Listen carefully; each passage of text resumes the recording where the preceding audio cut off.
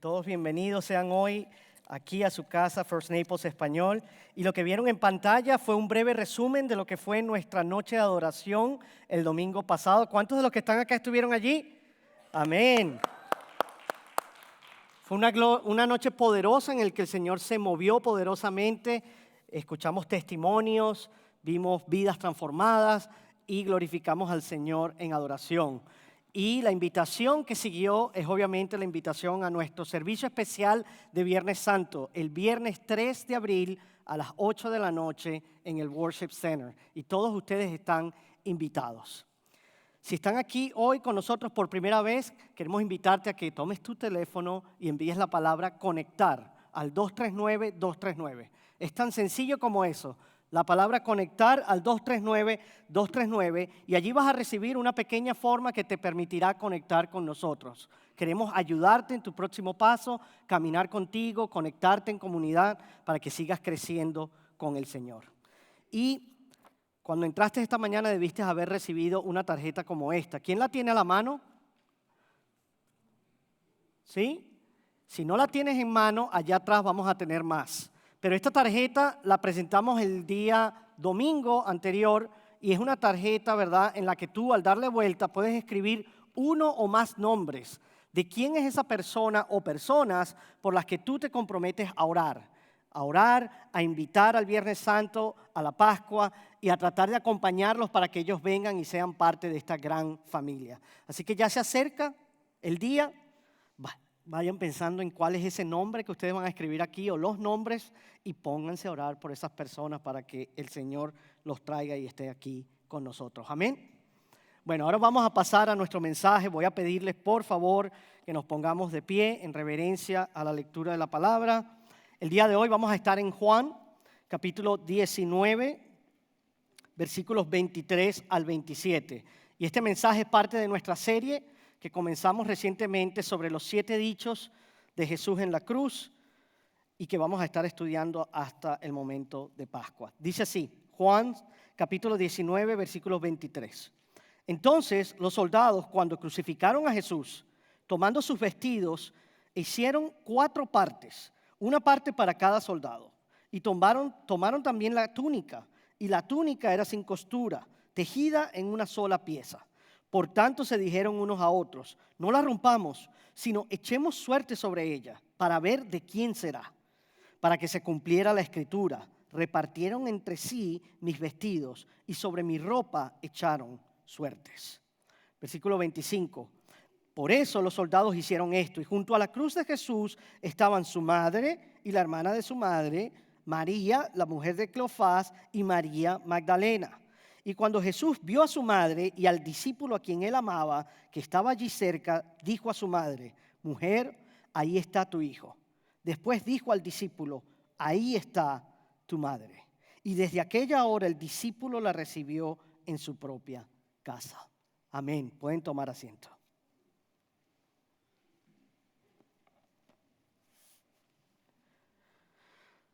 A ver, seamos sinceros en esta mañana. ¿Cuántos de nosotros, de los que estamos aquí, de los que ven en línea, cuántos de nosotros, aunque estemos rodeados de mucha gente, en algún punto nos hemos sentido solos? No hablo solo de estar físicamente solos, sino de esa sensación más profunda de no tener alguien con quien abrir el corazón, de sentir que nadie realmente nos entiende o de que nadie realmente camina con nosotros. Hoy en día vivimos en un mundo en el que todo el tiempo estamos conectados, ¿cierto?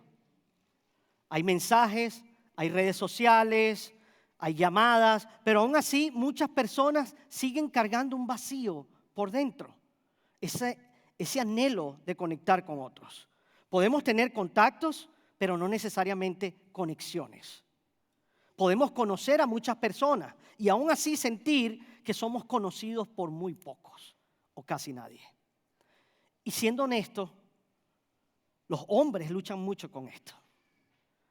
Si hay un grupo de personas que luchan con este problema son los hombres, porque los hombres por lo general tienen conocidos, tienen compañeros, tienen gente con quien hablan de deportes, trabajo, parrilla.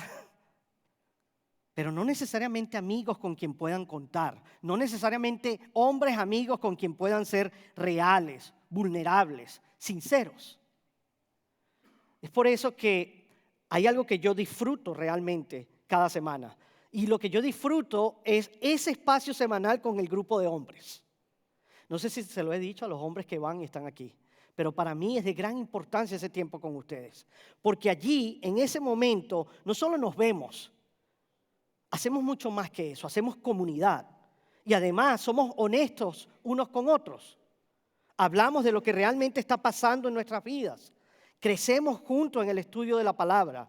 Y algo mucho más importante, dejamos de sentirnos solos.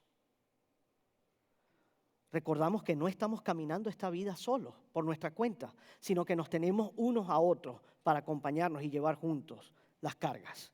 Porque muy en el fondo, tú y yo, todos nosotros, fuimos creados con esa necesidad. Con la necesidad de pertenecer, con la necesidad de ser conocidos, con la necesidad de ser amados, de tener una familia, no solo de sangre, sino de fe. Y lo más sorprendente es esto, que en uno de los momentos más dolorosos de la historia, allí cuando Jesús estaba en la cruz, sufriendo de una manera que no podemos ni imaginar, es en ese momento que Él aborda una de las necesidades más profundas del corazón.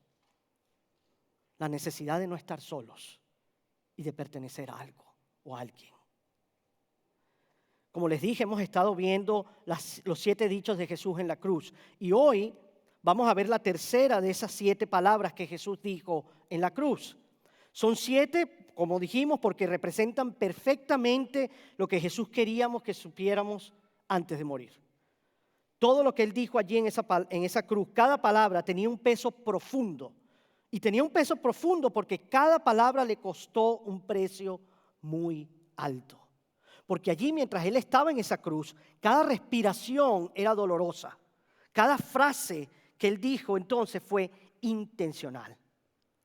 La cruz nos muestra el corazón de Dios, dispuesto a estar con nosotros en el sufrimiento y en la muerte, para que así tú y yo no enfrentemos la muerte y el sufrimiento eterno. Entonces, estas últimas palabras de Jesús nos recuerdan su gran amor, pero también nos dan valor para vivir para Él. Así vamos a ver hoy en esta tercera palabra o tercer dicho, que Jesús no solo murió por nuestros pecados, sino que nos dio una vida nueva y una familia para siempre. Amén. Vamos a ver el primer punto. Y en el primer punto o en la primera escena vemos a una madre. Y es una madre doliente que se encuentra al pie de la cruz. Síganme versículos 23 y 24. Dice así: entonces los soldados, cuando crucificaron a Jesús, sabemos que Jesús había sido golpeado brutalmente, había sido torturado, estaba ensangrentado, estaba cubierto de moretones. Luego lo tomaron y lo clavaron de las manos, de las muñecas y de sus pies a la cruz. Pero nos dice Juan que además de eso tomaron sus vestiduras, lo que él llevaba puesto, y entonces las dividieron en 4 partes. Habían 4 soldados allí que querían dividirse sus vestiduras. Entonces los soldados que torturaron a Jesús no querían desperdiciar su ropa. Sin embargo, nos dice la palabra que era una sola pieza. Entonces, como era una sola pieza, no podían desragarla. O de lo contrario, no iba a servir para nada. Así que decidieron hacer ¿qué? Decidieron echar suerte. Decidieron tratar de repartirla entre ellos, ver quién se la ganaba para luego poder venderla. Y allí estaba Jesús desnudo en una cruz. Y ellos repartiéndose su ropa como buitres. Pero al mismo tiempo que ellos hacían esto, estaban cumpliendo la profecía del Salmo 22. Ahora, mientras todo esto está sucediendo allí, ¿quién crees tú que observó todo esto? Su madre. Su mamá estaba allí. Versículo 25 nos dice: y junto a la cruz de Jesús estaban ¿quiénes? Su madre. Estaba su madre, estaba también su tía, quien se considera que es Salomé, estaba María también, la esposa de Cleofás, y estaba María Magdalena. Estas eran las mujeres que habían estado con Jesús toda su vida y ahora seguían allí firmes en la hora de su muerte. Vemos así el contraste. Por un lado tenemos 4 soldados crueles que matan al Hijo de Dios y se reparten sus vestiduras. Y por otro lado tenemos 4 mujeres amorosas que se quedan allí hasta el final. Ahora déjame hacerte una pregunta. ¿Tú puedes imaginar lo que sintió María al ver a Jesús en ese momento?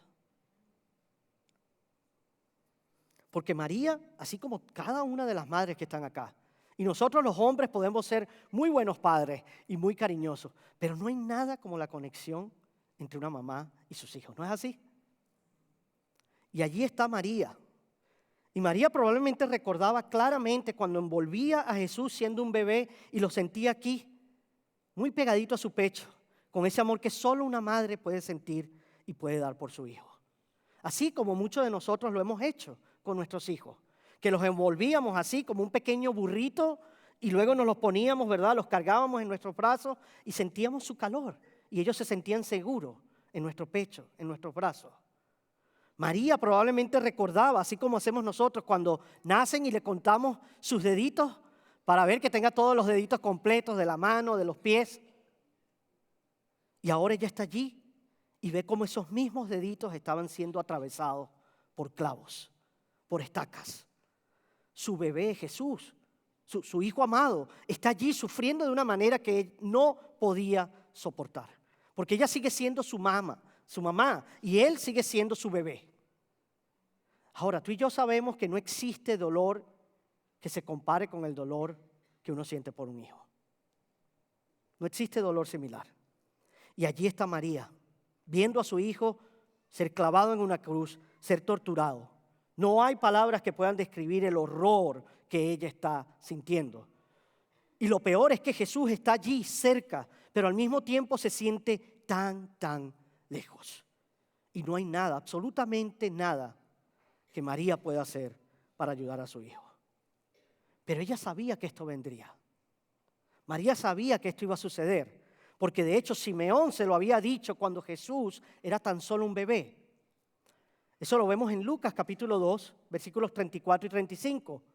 Simeón le dijo a María: este niño, Jesús, ha sido puesto para caída y levantamiento de muchos en Israel, y para ser señal de contradicción, y una espada traspasará aún tu propia alma, a fin de que sean revelados los pensamientos de muchos corazones. Ahora, ponte a pensar, de todas las mujeres en el mundo, Dios eligió a María. Dios eligió a María para que diera a luz a Jesús. ¿Recuerdas la historia? Un ángel se le apareció a María. Y cuando María era adolescente le dio una gran noticia. Una noticia que cambiaría su vida para siempre. Y allí es cuando vemos que María es la primera creyente de Jesús. Ella fue la primera en creer en Jesús. Es más, María desafió al mundo. Porque lo más bochornoso que podía pasarle a una mujer en ese entonces era que, habiendo estado comprometida, hubiese salido embarazada. Y aún así ella desafió a todo el mundo. Ella no pensó en deshacerse del bebé porque cambiaría su vida, porque no podría ir a la universidad o porque sería un inconveniente. Ella no hizo como muchos, ¿verdad?, de las mujeres o algunas corrientes nos dicen hoy en día: mi cuerpo, mi decisión. De hecho, en nuestros tiempos es tan peligroso que R.C. Sproul dijo una vez: el lugar más peligroso para un ser humano en los Estados Unidos es en el vientre de una mujer. María desafió al mundo. María no se avergonzó. María no dijo: no, yo no tengo nada que ver con este niño, sino que más bien ella abrazó la comisión que el Señor le estaba dando. Ella creyó en las promesas de Dios y confió, nos dice la palabra, en Él para su salvación. De hecho, en Lucas 1:47 dice: confío en ti, me regocijo en ti, Dios mi Salvador. Y la razón que María dice esto, confío en ti, me regocijo en ti, Dios mi Salvador, es porque tenemos que entender que María, aunque fue escogida por Dios, no estaba libre de pecado. María no era perfecta, ni estaba libre de pecado. Ella, al igual que tú y yo, necesitaba un Salvador. Es por eso que nosotros no tenemos que adorarla, ni tampoco tenemos que estarle orando como si fuese una mediadora, porque ella no es divina, ni tampoco es nuestra mediadora. La palabra nos dice claramente en 1 de Timoteo 2:5 que solo hay un mediador. ¿Qué nos dice la palabra? Porque hay un solo mediador entre Dios y los hombres. ¿Quién es ese? Cristo Jesús, hombre. Entonces María no es nuestra mediadora. Sin embargo, María es una mujer tan valiente, una mujer tan maravillosa que definitivamente debemos admirarla. Definitivamente es de admirar y definitivamente es un ejemplo que nosotros queremos seguir. Porque ella no solo fue valiente, ella desafió a toda una cultura, ella fue sumisa al Señor, ella aceptó la responsabilidad de llevar en su vientre al Hijo de Dios. Y ella fue la primera en creer y la última en marcharse. ¿Te puedes imaginar cómo habrá sido tener la responsabilidad de criar a Jesús? Solo imagínate criando a Jesús, el Hijo de Dios, a Dios hecho carne. ¿Recuerdas la vez que José y ella perdieron a Jesús? Hubo una vez que ellos fueron al templo de Jerusalén y perdieron a Jesús. Entonces María se acercó a Jesús y le dijo: hijo, ¿por qué tú nos has tratado así? Mira, tu padre y yo te hemos estado buscando angustiados. De hecho, lo habían estado buscando por 3 días. ¿Tú sabes lo que es perder a tu hijo por 3 días? Mi esposa muchas veces no puede dormir si no han llegado a casa a tiempo. Ahora imagínate perder a tus hijos por 3 días. Así que cuando llegan con Jesús, ¿verdad? Y María le dice esto, Jesús simplemente responde: ¿por qué me buscaban? ¿No sabían que debo estar en la casa de mi padre? Y aún así, luego de eso, regresó a casa con ellos en obediencia. Y ponte a pensar, Jesús fue el mejor hijo que alguien podría tener. Imagina si tú crecieras con un hermano así. Un hermano que siempre hace lo correcto. Un hermano que nunca se queja, que siempre ayuda, que siempre obedece a sus padres, que siempre trata a los demás con amor. Probablemente en algunos momentos te inspire y te sientas orgulloso. Pero también puede ser frustrante, ¿no? Porque nos quedamos cortos. Jesús obedeció a sus padres en todo. Los obedeció incluso cuando él sabía que no siempre tenían la razón. Y la razón que lo hacía es porque él sabía que era lo correcto. Así vemos que Jesús cumplió perfectamente incluso el 5.º mandamiento: honrar a sus padres. Y los honró tanto en la vida como en la muerte. Así que regresando a la cruz, versículo 26, nos dice la palabra: cuando Jesús vio a su madre. Ahora imagínate por un momento, él ha sido torturado hasta el punto que probablemente tiene los ojos hinchados por los golpes. Y aún así, él ve a su madre. Jesús estaba en ese momento, allí en su momento más oscuro. Y aún así, él vio el momento más oscuro de su madre. Y aunque él estaba allí en esa cruz sufriendo por los pecados del mundo y por los pecados de ella, él se preocupaba por su madre. A pesar de su propio dolor, Jesús también sentía el dolor de ella. Y no se puso a comparar su dolor con el de ella, ni tampoco minimizó el sufrimiento de María. No, sino que se preocupó. Y este es un punto importante para nosotros, iglesia. Jesús se preocupa por los detalles más pequeños de tu vida. ¿Lo crees? Jesús se preocupa por los detalles más pequeños de tu vida. Porque allí, mientras Jesús moría por los pecados del mundo, Él se estaba ocupando de cuidar a su madre. No solo sentía su dolor, sino que también le habló en medio de ese dolor. Allí, en su agonía, mientras era deshumanizado, humillado, Él no solo pensó en sí mismo, sino en cuidar a la mujer que lo había traído al mundo y que lo había criado. Así que no hay nadie, en realidad no hay nadie demasiado insignificante y no hay un detalle demasiado pequeño que Jesús no pueda tener en cuenta. Así que yo puedo pensar, si Jesús se preocupa por los detalles de mi vida, incluso por lo más pequeño de mi vida, yo puedo llevarle entonces a Él todo en oración. Puedo hacerlo. ¿Por qué? Porque ¿acaso le importa a Jesús Sí, sí le importa. Por supuesto que le importa. Yo sé que le importa.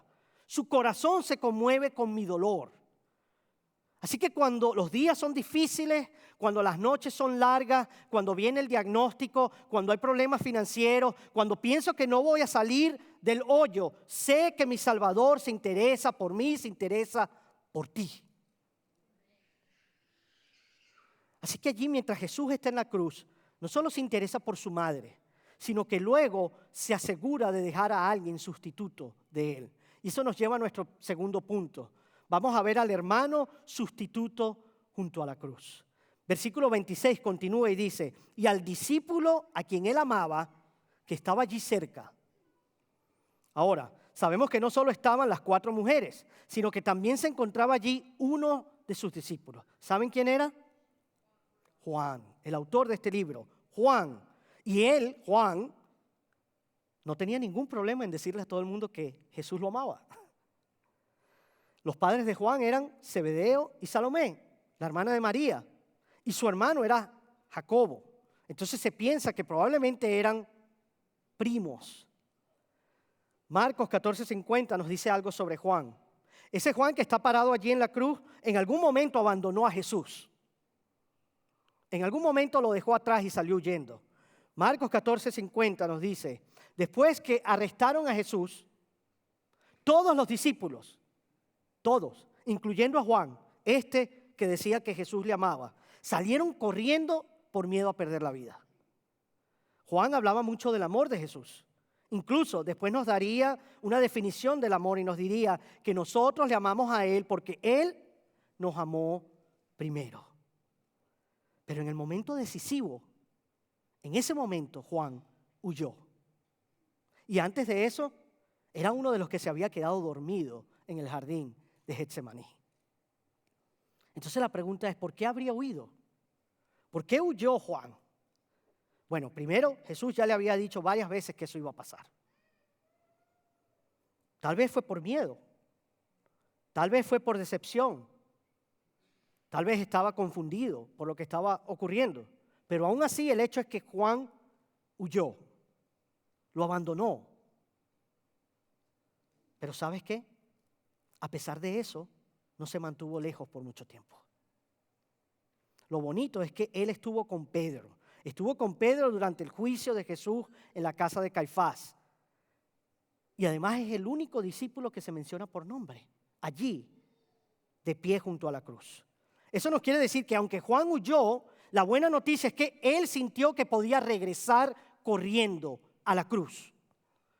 Y cuando Jesús lo vio allí, él no lo reprendió, ni lo regañó, sino más bien le habló con amor. Lo perdonó, lo restauró, pero también le dio una responsabilidad.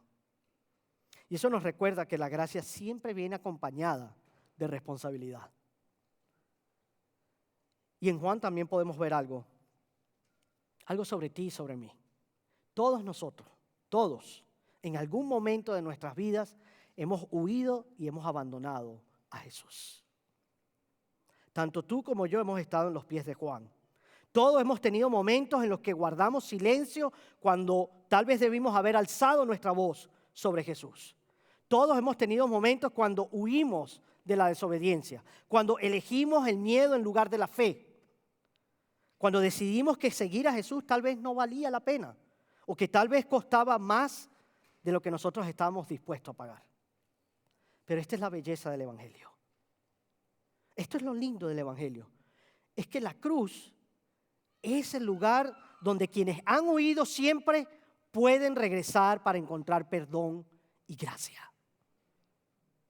Jesús construyó un puente que no importa lo que hagamos, no podemos quemar y no podemos derrumbar.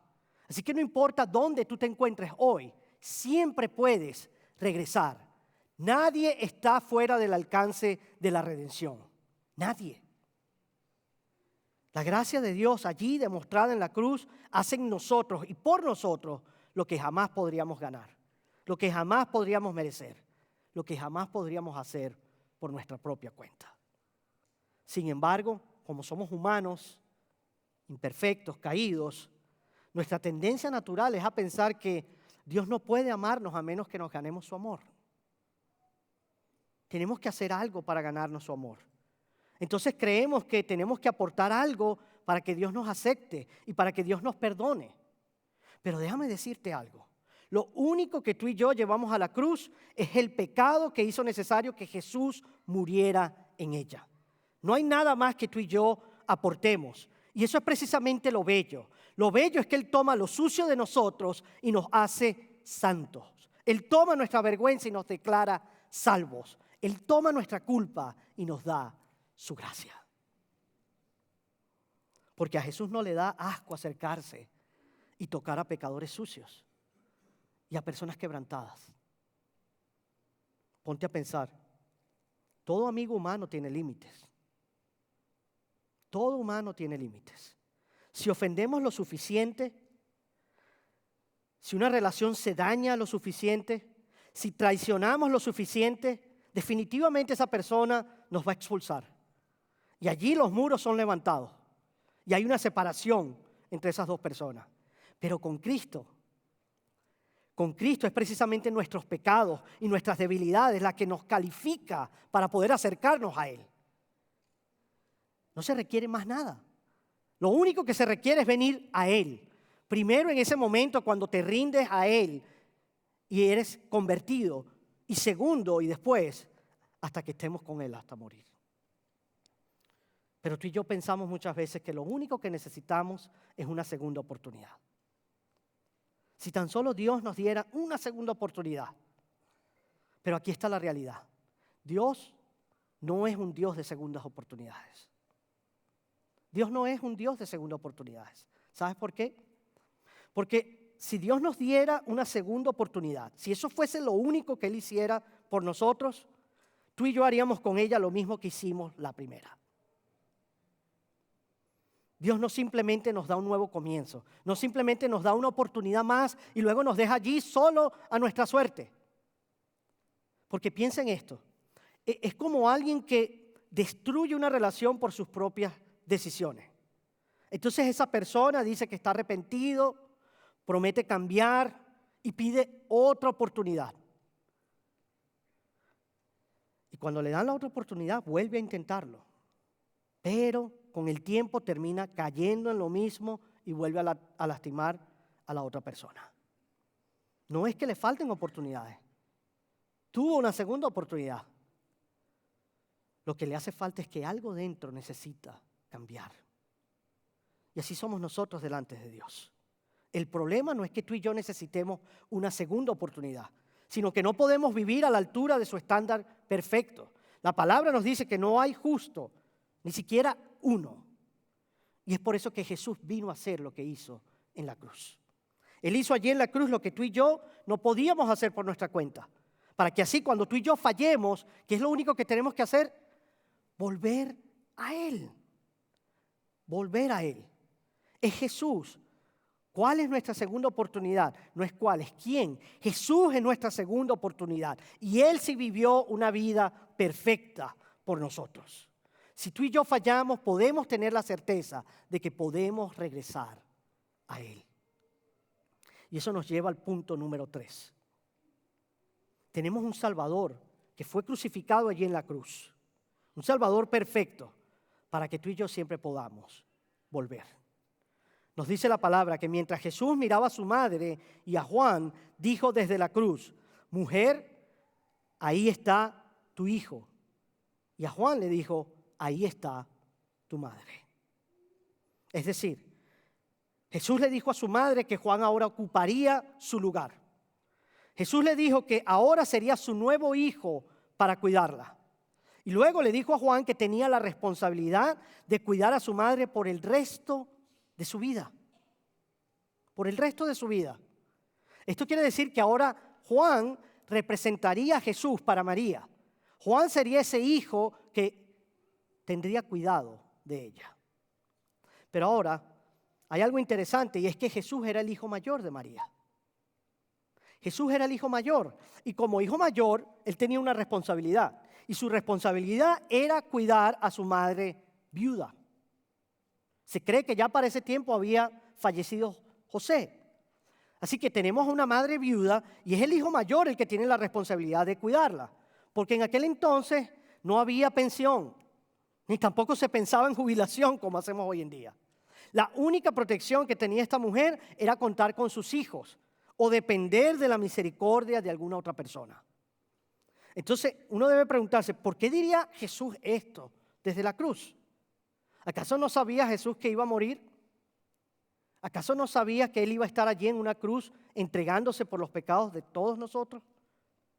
¿Por qué lo diría desde allí, desde la cruz? ¿Será acaso que se le olvidó? ¿Será que cuando vio allí a María pensó, Dios mío, se me pasó dejar a mi mamá a cargo de alguien, tengo que cuidar de mi mamá? ¿Por qué no lo hizo antes? Yo creo que es porque fue intencional.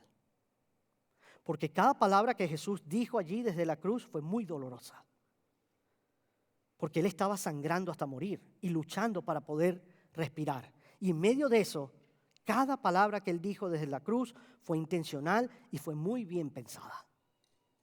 John MacArthur dijo en un día, aunque Jesús estaba muriendo bajo la más insoportable angustia, el Rey del Amor se detuvo desinteresadamente para atender las necesidades terrenales de quienes estaban allí a su lado.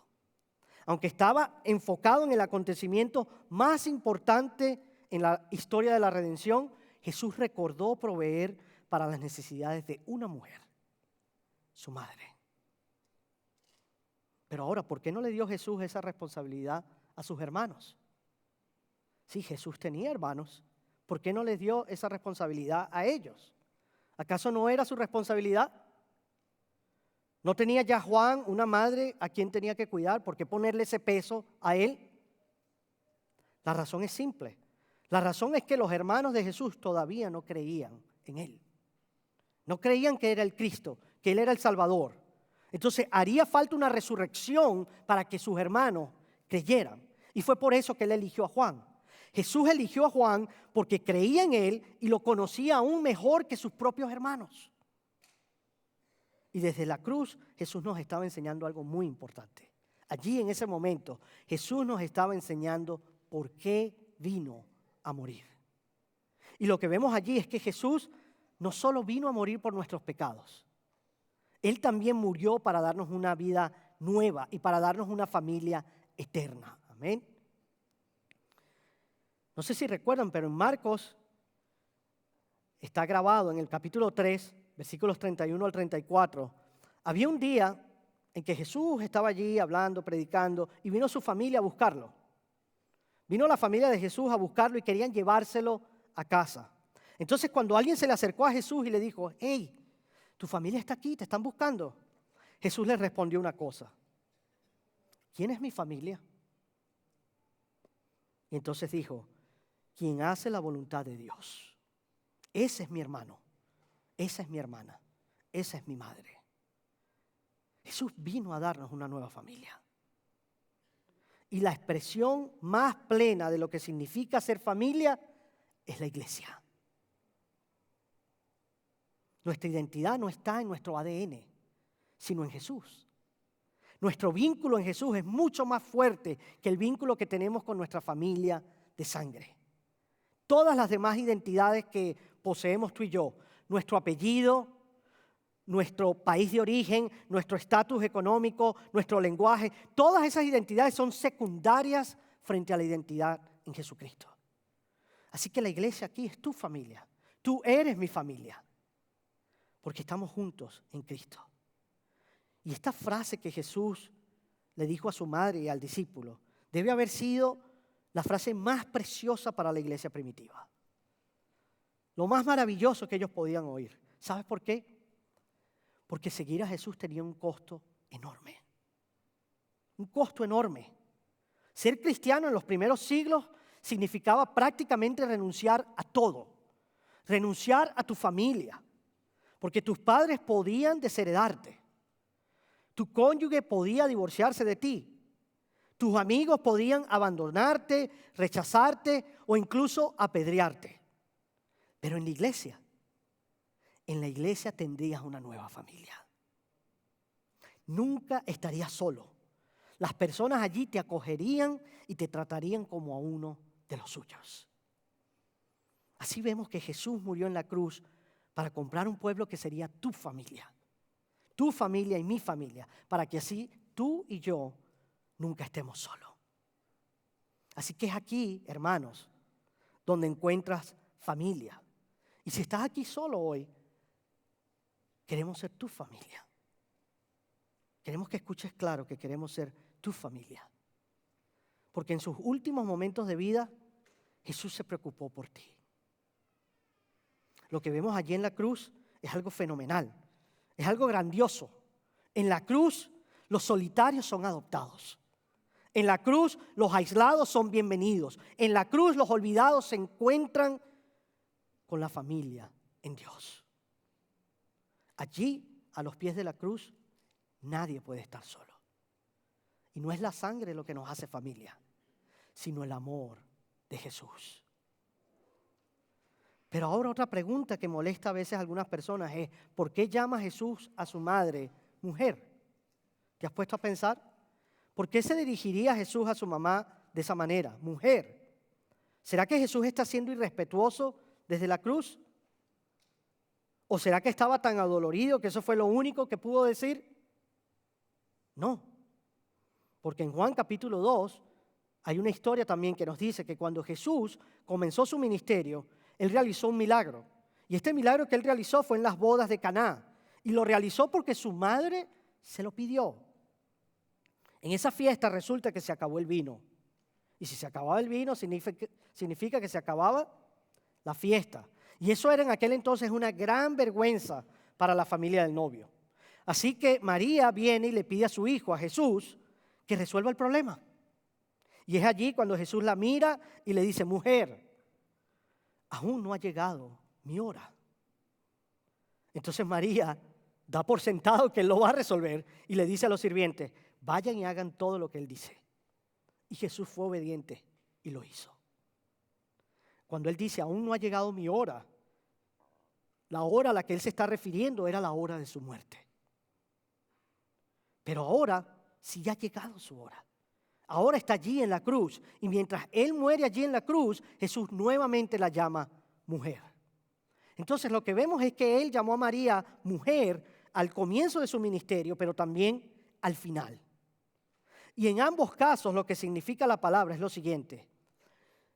No soy solo tu hijo, soy tu Salvador. Cuando Jesús dijo esto en la cruz, Él se estaba separando de su madre y estaba entregándola a Juan, porque Jesús vino a ser su Salvador muriendo en la cruz. Jesús está diciendo, yo estoy cumpliendo la voluntad de mi Padre. Es como si Jesús le hubiese dicho, mamá, necesito que entiendas, ya no puedo obedecerte como antes. Estoy ocupándome de los asuntos de mi Padre. Así que ahora Juan es tu hijo, porque yo soy tu Salvador.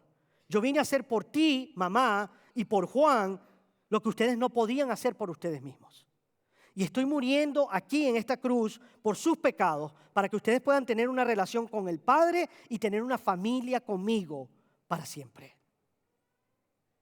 Así que Jesús allí en la cruz se separó de aquellos que amaba. Se separó de su madre, de su discípulo amado, de sus amigos. ¿Y sabes por qué lo hizo? Lo hizo para que tú y yo nunca estemos separados de Él ni de los demás. El domingo pasado, en medio de la noche de adoración, una pareja compartió cómo llegó a la iglesia.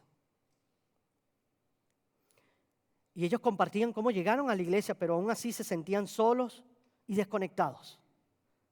Y fue impresionante ver a cada persona que testificó, en cierta manera, decir lo mismo. Que la iglesia había estado allí para ellos. Y esta persona que testificaba dijo, durante mucho tiempo yo había estado orando.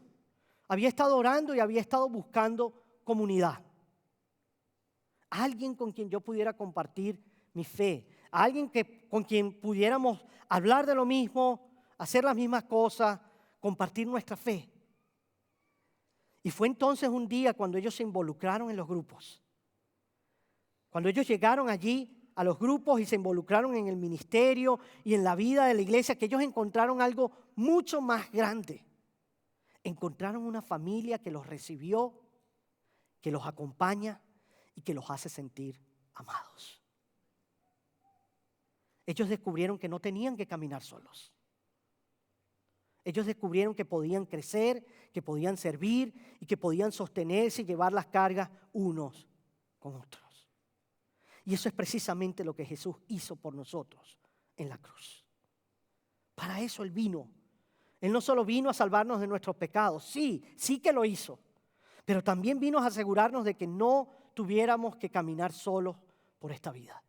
De que ni tú ni yo tengamos que caminar por esta vida en soledad. Él vino a regalarnos una nueva vida y una nueva familia. Y quizás hoy tú estás aquí y te sientas con el corazón destrozado como María. Quizás es tu hijo o tu hija la que está pasando por una situación que tiene tu corazón destrozado. O quizás sea un familiar muy cercano a ti o una situación que tiene tu corazón destrozado. O quizás te sientes avergonzado por haber huido, por haberte alejado de Jesús, así como Juan. O quizás sientes ambas cosas.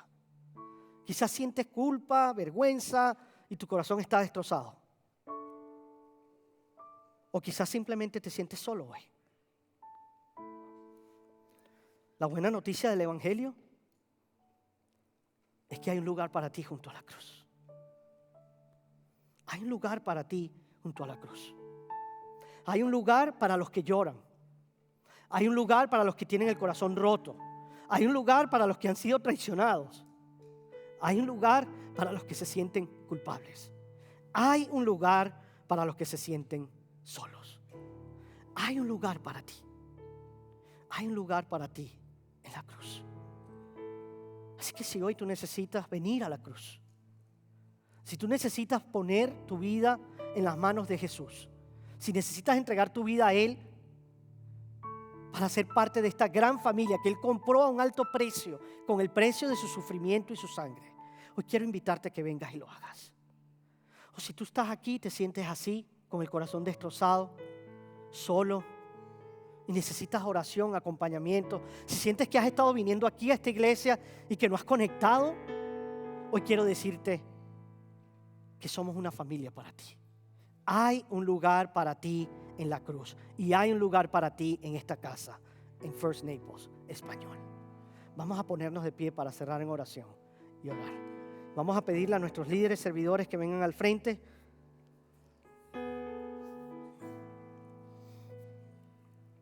Y allí donde tú te encuentras, solo debes agachar tu rostro y cerrar tus ojos y tener ese tiempo de intimidad con el Señor. Esto es solo entre tú y el Señor.